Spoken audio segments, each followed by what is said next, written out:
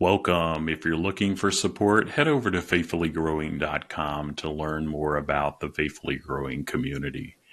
As a member, you'll get access to weekly drop-in Zoom sessions, one for everyone and one for IFS practitioners, plus a weekly email with new resources and prompts to assist in your IFS work.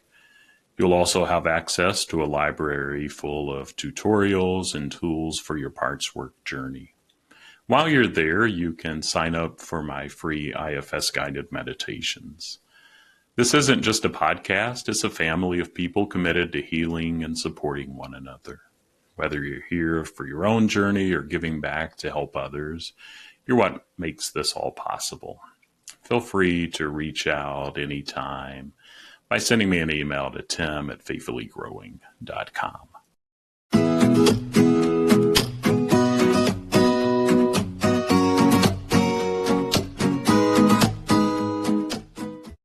Welcome back to IFS Meditations and Insights. I'm Tim Fortescue, your guide on this journey. Together, we're here to help foster spiritual wholeness and healing through an internal family systems lens. In this compassionate space, we aim to dive into self-discovery and inner knowledge. I truly believe that when we accept all parts of ourselves, we're here to experience divine love and live more fully. I'm thankful to be part of your path to inner peace and sacred connection. So settle in, open up your heart and mind, and let's begin another episode.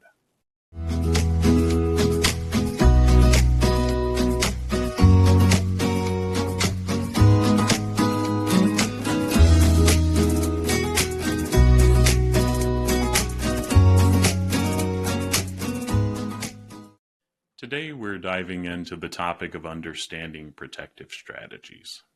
These are the subconscious mechanisms of our inner parts and what they use to keep us safe, sometimes without us even realizing it. We'll explore what these strategies look like, evaluate their effectiveness, and consider how we can shift toward healthier alternatives. I know, for example, I have a people-pleasing part that generally comes up for me and can take over my system if I'm not aware of it. And so, what are protective strategies? Let's start by defining that. These are behaviors or thought patterns that parts of us adopt to shield us from emotional pain or perceived threats. Some examples of that is that you might avoid conflict, overthink decisions, or procrastinate as a way to protect yourself from fear or failure.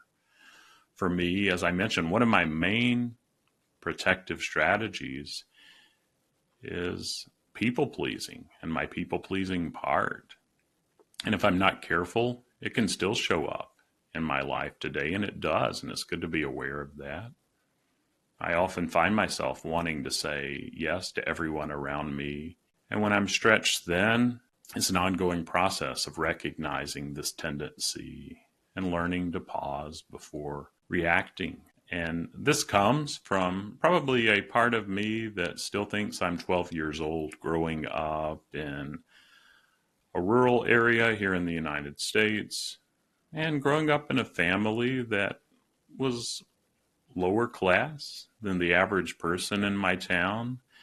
And I'm the first to go to college and to break outside of some things that my family never had the opportunity to do. And as a result, as I interacted with the broader world, that people-pleasing part would say, you need to keep everyone happy because you really don't belong here. And if you make one mistake, you're going to be discovered. And so I still notice that today and have to remind that part that I'm older now.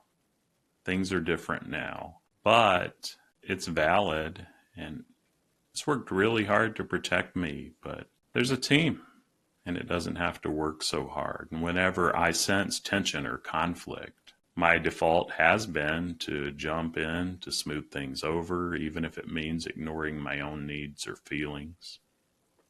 And at the time, it feels like a way to keep the peace and avoid discomfort. But as I grow, I'm realizing that this strategy And this people-pleasing part that's doing the best that it can often leaves me feeling drained and unseen. And the protective mechanism that may have been a survival strategy that worked well in the past doesn't work so well today. And there's an easier way. And so I encourage you to take a moment to reflect. What protective strategies do you notice in your daily life? These could show up as striving for perfection, shutting down emotionally, or even distracting yourself with busyness.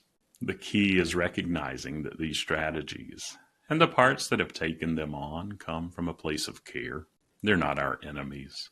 They're trying to help, even if the methods aren't always effective. Once we identify these strategies, it's important to ask, how well are they working for me? Do these behaviors actually make me feel safer or more secure? Or do they create more stress, limit growth, and distance from others? And let me go back to my story about people pleasing.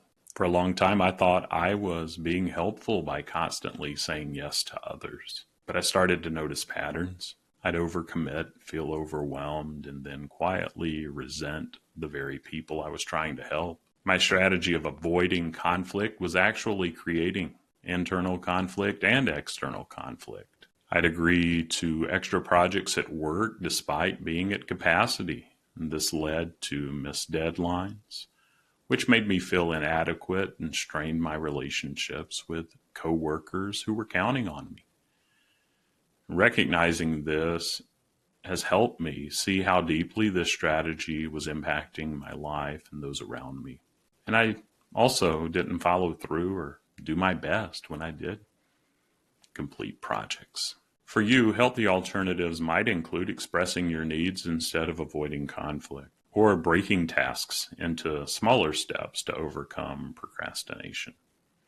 Maybe it's using mindfulness to stay present, reduce overthinking. When we approach these strategies with kindness and curiosity, we open the door to growth and healing.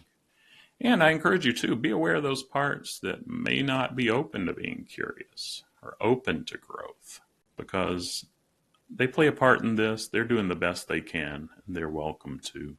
And ask yourself, what's one small change I can try this week to shift toward a more supportive strategy? So this week, I invite you to try a simple practice. Pause and observe your responses throughout the day. When you notice a protective strategy at play, acknowledge it without judgment. Ask yourself, what part of me is leading right now, and how's it trying to protect me? After you pause, experiment with an alternative. If the strategy isn't serving you, consider what a more compassionate or curious approach might look like. For example, if you find yourself procrastinating on a difficult task, try breaking it into smaller pieces and tackling just one piece. If you're avoiding a tough conversation, write down what you'd like to say and maybe rehearse it in a safe place.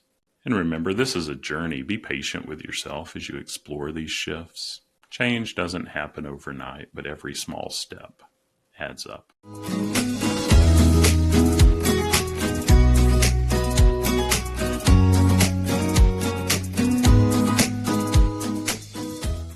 That wraps up another episode of IFS Meditations and Insights. If you found it helpful, please follow or subscribe, share it with others, and leave a positive review to help more people find the podcast. For more IFS Meditations and Insights, visit blog.faithfullygrowing.com. I'd love to hear your thoughts on the podcast. Feel free to send me an email at tim@faithfullygrowing.com.